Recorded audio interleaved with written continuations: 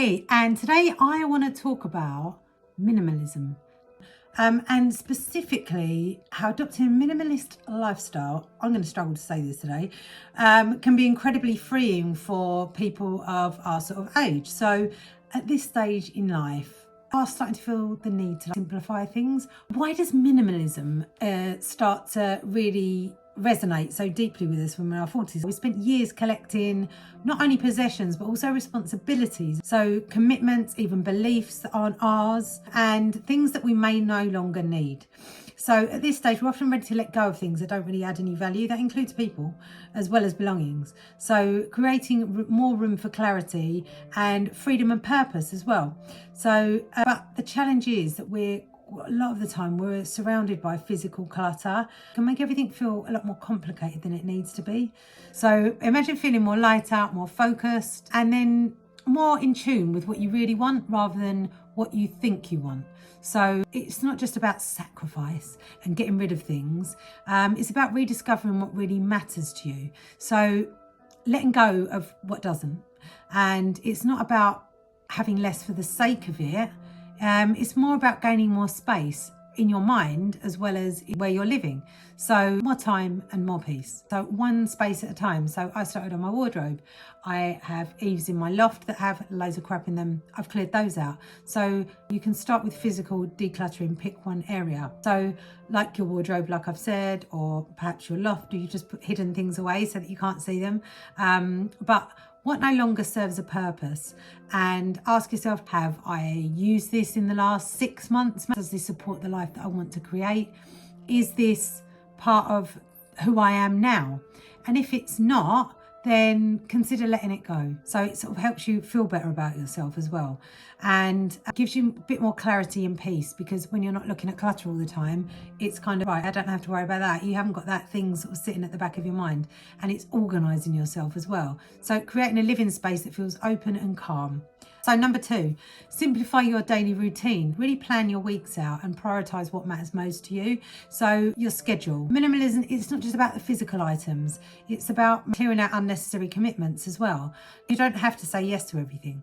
So there are things that you're doing out of habit or obligation rather than genuine desire or purpose. So begin to identify things that might not be serving you anymore. So it's just saying no to unnecessary things. And it could be something as simple as, if you're not drinking anymore, not going to the pub, or it could be you don't like spending time with a certain person because they don't have the same values as you maybe. Then it's stopping doing that. Simplifying your routine, you're making way for something else, that some other space in your life, for something else that you could be doing. Then it brings you more ease and balance in your life as well.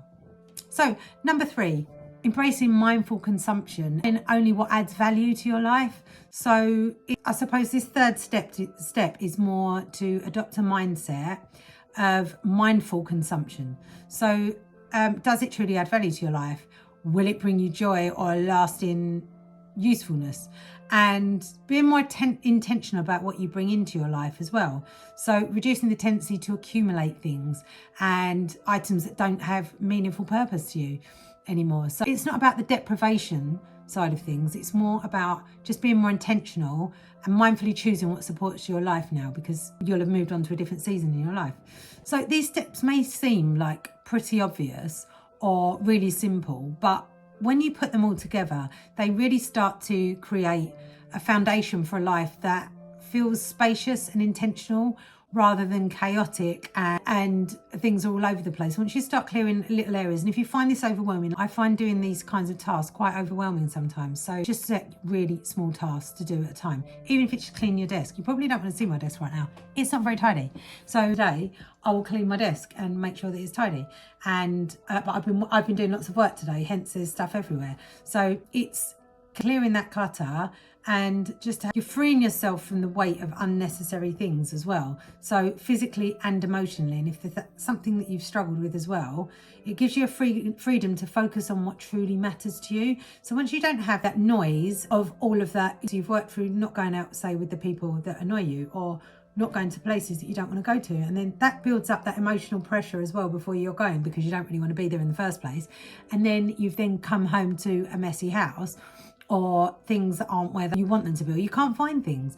When you've not got as much stuff, it makes it easier to find things as well.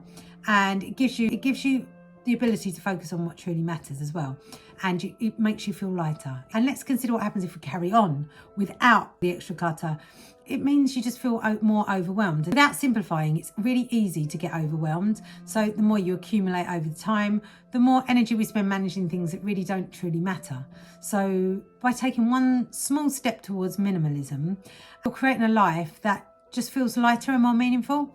So if you're ready to start embracing the minimalist lifestyle, I encourage you to start small. Don't overwhelm yourself. Begin with one area, like I've said, and just get rid of some stuff that you no longer need, and then see how you feel. Revisit it every now and then if it's all too much for you at the moment. So if there's anything else that you think, like, if there's things that you're struggling with, you think, oh, I can't get rid of that, there may be some deeper reasons to that, and maybe that's something we need to have a chat about. So if there's anything that you are struggling with, and I know that there's a lot of deep-rooted issues that can go into certain things like hoarding, and I'm not trying to belittle those. So if that is something you're struggling with, we definitely need to talk. But if this is something you're just looking at as a woman over 40, that you want to just start creating more of a space in your life, and that you feel like you've got a lot of stuff, then this is some steps that you can use to bring you closer to a peaceful life, basically. So thank you very much for watching today, and I really appreciate it. Any questions you've got, please let me know, and I look forward to speaking to you in the next video. Thanks very much.